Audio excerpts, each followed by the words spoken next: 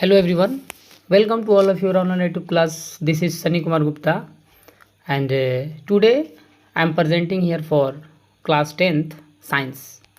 आज हम पढ़ेंगे साइंस का जो सेक्शन है विज्ञान का, उसमें केमिस्ट्री रसायन विज्ञान जो है उसको पढ़ेंगे और उसमें हम लोग चैप्टर पढ़ेंगे कौन सा, धातु और अधातु, जो आपके चैप्टर 3 है उसको हम लोग पढ़ेंगे। अब जैसे आपको इस चैप्टर में पढ़ना है कि आखिर में धातु होता क्या है, धातु जो है ये होता क्या है धातु। तो देखिए पहले पढ़ेंगे हम धातु क्या होता है, फिर पढ़ेंगे अधातु क्या होता है, फिर इसके रासायनिक गुण, भौतिक गुण, ये सभी चीज़ों के बारे में हम लोग आज इस चैप्टर में पढ़ेंगे। तो आगे देखते हैं और हम लोग इस चैप्टर को स्टार्ट करते हैं और फिर देखते हैं। तो सबसे पहले आप समझ सकते हैं कि धातु आखिर में होता क्या है। तो देखिए धातु एक ऐसा पदार्थ होता है ना, धातु एक ऐसा पदार्थ होता है जो कठोर होता है।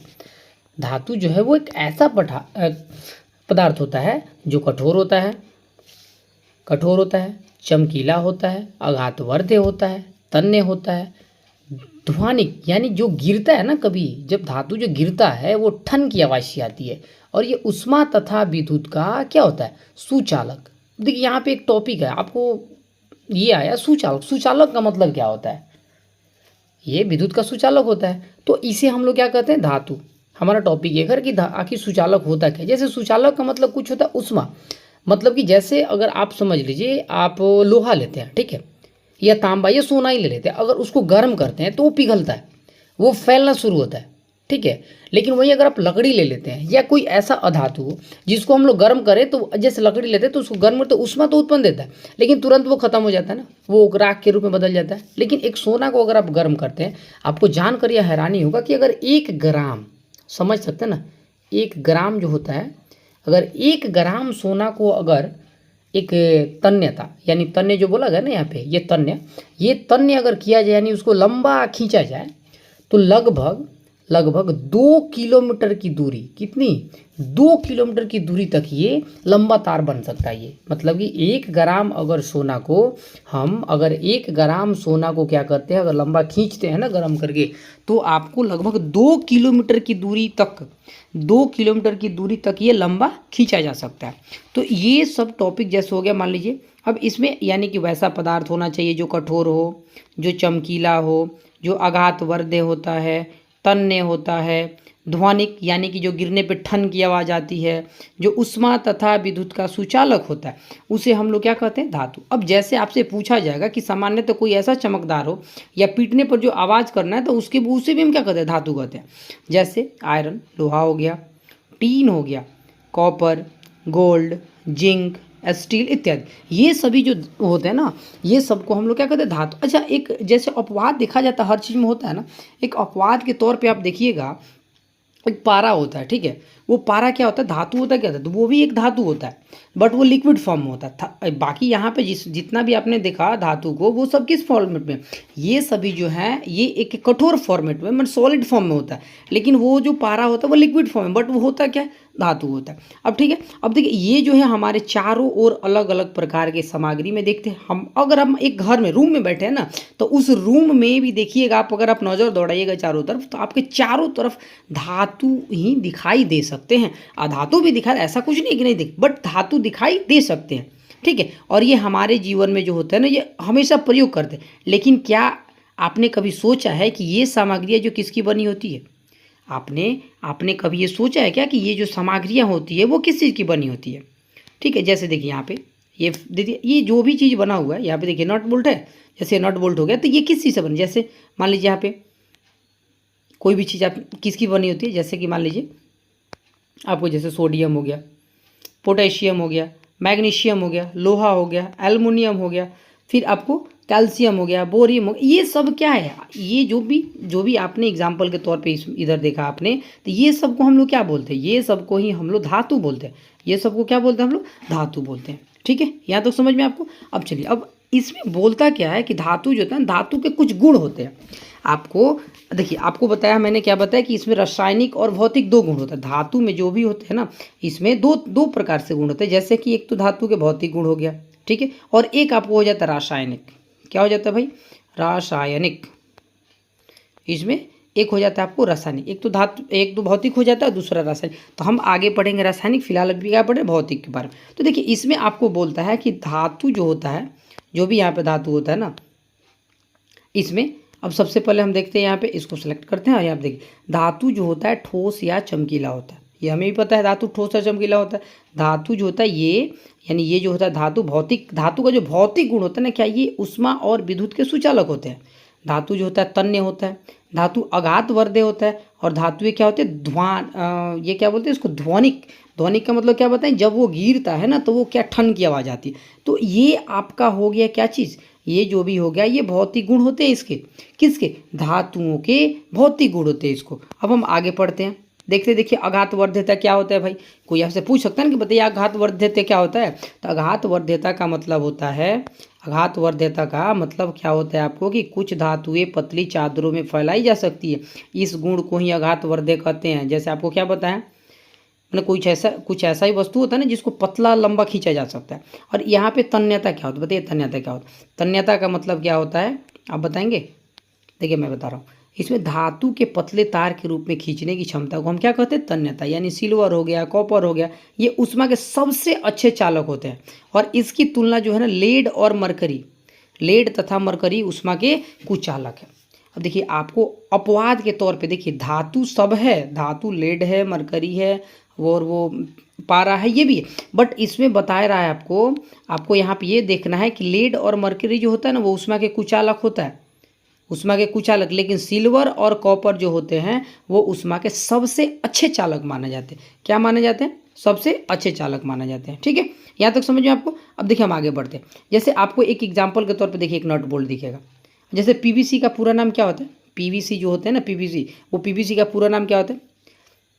Polyvinyl chloride. यानी पीवीसी तथा रबड़ जैसी सामग्री ऊष्मा तथा विद्युत के कुचालक होते हैं। जैसे ये ऐसा होता है ना, मतलब कि ये धातु नहीं होता, ये अधातु के जैसा होता है। तो वो मतलब प्लास्टिक के जैसा, जैसे ना होता प्लास्टिक। तो अच्छा ऐसे नॉर्मल आप प्लास्टिक देखते हैं तो प्लास्टिक क्या होता है? विद्युत का ये सुचालक होता है, ये कि कुचालक होता है? तो कुचालक होते हैं, बस वही होता है। अब इसमें आता है आपको पूछते हैं ध्वनिक क्या होता है भाई? अब अभी आपसे पूछा है ना कि ध्वनिक आता है, तो ध्वनिक आखिर में होता क्या? तो ध्वनिक का मतलब कि ध्वनिक धातु का एक भौतिक गुण है जो इस गुण से हड़ताली, मतलब कि इस गुण के द्वारा क्या प्राप्त होता है? हमें ध्वनि पैदा होता है।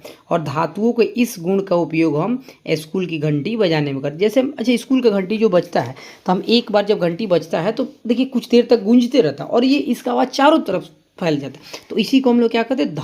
क्या बोलते हैं? आपको ध्वनिक बोलते हैं। समझ में आया? देखिए अब आगे बढ़ते हैं। अब आगे हमारा टॉपिक आ गया क्या? अधातु। अब बताइए अधातु क्या होता है? अरे भाई मान लीजिए कि जो चीज़ आपने धातु को पढ़ा, ठीक है, उसमें तन्य होता है, इसमें नहीं होता है। उसको खींच के लंबा किया, इसको नहीं खींचा जा सकता। बस वैसा ही यहाँ पे पढ़ेंगे। देखिए कैसे, जो पदार्थ नरम हो, मलिन, भंगुर, ऊष्मा तथा विद्युत का कुचालक हो, ठीक है, जो ध्वनिक नहीं होता है उसे हम लोग क्या कहते हैं? अधातु कहते हैं। ध्वनिक नहीं होता है कि मतलब क्या समझे आप? जो आवाज़ नहीं करता, यानी जिसको गिरने के बाद ठन की आवाज़ नहीं आती है, उसको हम लोग क्या कहते हैं?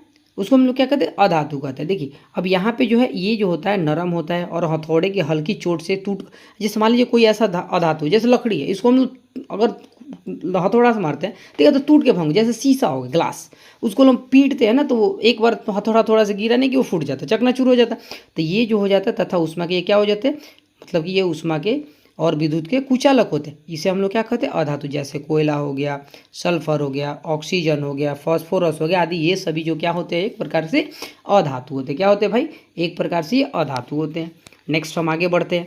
अब देखिए आगे आपको दिया, जैसे यहाँ पे देखिए दिया हुआ है, जैसे ऑक्सीजन हो गया, oxygen, hydrogen, nitrogen, sulphur, phosphorus, fluorine, chlorine, bromine, iodine, धातु, ये सब जो होता है ना ये सब अधातु होता है।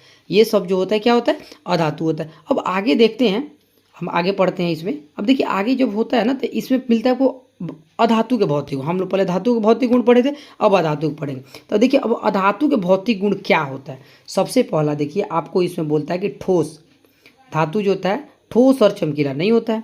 अब ये ऊष्मा और विद्युत का सुचालक नहीं होता है। धातुएं तन्य नहीं होता है। धातुएं आघातवर्धे नहीं होता है। धातुएं ध्वनिक नहीं होता है, अर्थात पीटने पर ध्वनि नहीं। अच्छा आप बताइए, अभी जस्ट इसके पहले धातु में क्या पढ़े हैं कि धातु ठोस और चमकीला होता है, इसमें नहीं होता है, कोई दिक्कत नहीं। ये ऊष्मा और विद्युत के सुचालक है, उसमें धातु में आपने क्या पढ़ा कि सुचालक है, लेकिन अधातु क्या था, सुचालक नहीं है, यानी कि कुचालक है। अब धातुएं जो होती है वो तन्य होती है, ठीक है, धातुएं जो होती है तन्य होती है, लेकिन यहाँ पे अधातु है, ये जो धातु लिखा हुआ है ना ये अधातु होगा, अब ये गलती से लिखा है इसमें, धातुएं तन्य नहीं होती है, ठीक है, अधातुएं तन्य नहीं होती है, अधातुएं यहाँ पे सब अधातु होगा, ये गलती से लिखा है, ठीक है, अधातुएं आघातवर्धे नहीं होती है, अधातुएं ध्वनिक नहीं होता, अधातु यहाँ पे जो भी होगा ना आप यहाँ पे अ लिखिएगा, ठीक है, ये भी अ है, वो गलती से छूटा हुआ है, मिस्टेक है। तो अधातुएं ध्वनिक नहीं होती है तथा पीटने अर्थात पीटने पे ये ध्वनि नहीं करता। अच्छा बताइए ध्वनि कौन करता है, धातु करता है, कौन नहीं करता है, अधातु। जो धातु का अपने याद कर लिए बस वहीं पे नहीं लगा दिए। धातु जो होता है ठोस होता है, चमकीला होता है, लेकिन अधातु नहीं होता है। धातु ऊष्मा तथा विद्युत का सुचालक होता है, लेकिन ये सुचालक नहीं होता है। धातुएं तन्य होती है, लेकिन अधातुएं तन्य नहीं होती है। धातुएं जो होती है आघातवर्धे होती है, लेकिन अधातुएं आघातवर्धे नहीं होता है। और अधातुएं जो होती है अधातु में ध्वनिक जो होता है नहीं होता है, अर्थात पीटने पर आवाज़ नहीं करता, लेकिन धातु में करता है, ठीक है। अब आगे देखते हैं। अब देखिए इसमें बताता है जैसे अधातुएं जो होता है ना, इसमें ब्रोमीन को छोड़कर या ठोस, या तो ठोस होती है या गैस होती है या ब्रोमीन तरल होता है, ठीक है। अब इसमें धातु और अधातु जो होता है इसका और कुछ गुण धर्म होता है, उसके और कुछ गुण धर्म होते हैं। जैसे कि मान लीजिए सभी धातुएं जो होती है यानी मरकरी पारा को छोड़कर कमरे के ताप पर ठोस अवस्था में पाई जाती है। और मरकरी जो होता है, जैसे यहाँ पे देखिएगा आपको बता रहा है कि मरकरी यानी पारा, मरकरी कमरे के ताप पर द्रव अवस्था में पाया जाता है, सही बात है। अब देखिए गैलियम और सीजियम दो ऐसे धातुएं हैं जिनका गलनांक बहुत कम होता है, इन्हें हथेली पर रखते ही पिघल जाता है। इसको हम लोग हाथ पे रखते हैं ना, हाथ पे रखते ही पिघल जाता है। और आयोडीन एक अधातु है, परंतु ये एक चमकीला होता है। नमक जो होता है ये एक अधातु है, लेकिन ये क्या हो जाता है, चमकीला होता है, ठीक है। अब इसमें 5वां नंबर इसका देखिए क्या बोल रहा है। अब बोल रहा है इसमें क्या कि क्षार जो होता है जैसे लिथियम, सोडियम, पोटेशियम इतना मुलायम होता है कि इन्हें चाकू से हम काट सकते हैं। और इसका घनत्व क्या होता है, घनत्व और गलनांक क्या होता है, बहुत कम होता है, ठीक है। अब इसमें अब आपको अच्छा बताए इसमें अब आपको नेक्स्ट टॉपिक इसमें क्या पढ़ना है, कार्बन और इसके अब का अच्छा बताइए कार्बन क्या हो, जैसे कार्बन होता है ना। अच्छा हम लोग जैसे ये टॉपिक स्टार्ट हुआ ना तो इसी में आता है एक तत्व आता है। तत्व का मतलब क्या होता है, तत्व जो होता है ना, तत्व दो प्रकार से होता है। वही तत्व कौन, वो तत्वों में ही आते हैं कौन से, धातु और अधातु आते हैं। अब इसमें कार्बन और इसके अपरूपों को पढ़ना है। देखिए अब इसमें बता रहे हैं आपसे क्या कि कार्बन एक अधातु है जो अलग अलग रूपों में पाया जाता है।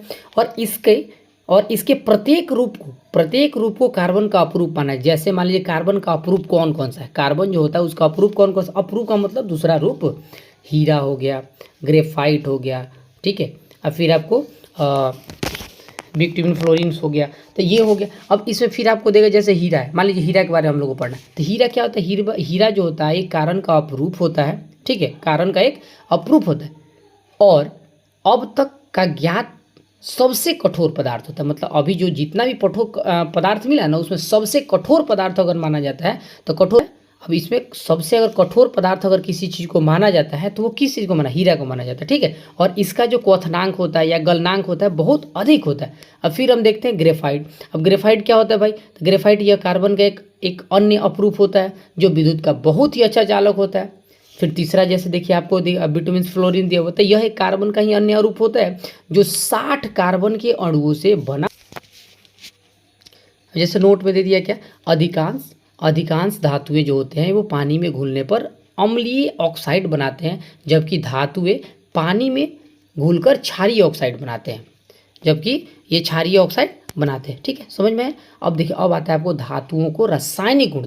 पहले हम लोगों ने क्या पढ़ा था, भौतिक पढ़ा था, अब हमने क्या पढ़ना है, रासायनिक पढ़ना है। तो फिलहाल हम क्या बस इतना ही पढ़ते हैं। अब फिर रासायनिक गुणधर्म जो होता है वो नेक्स्ट क्लास के नेक्स्ट वीडियो में पढ़ेंगे।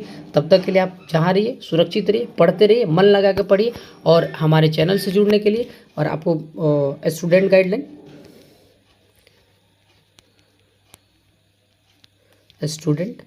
गाइडलाइन चैनल को सब्सक्राइब कीजिए।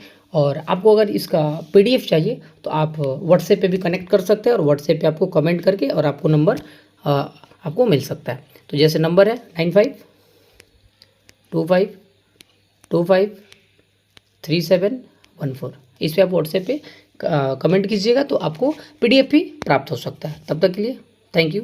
जय हिंद, जय भारत।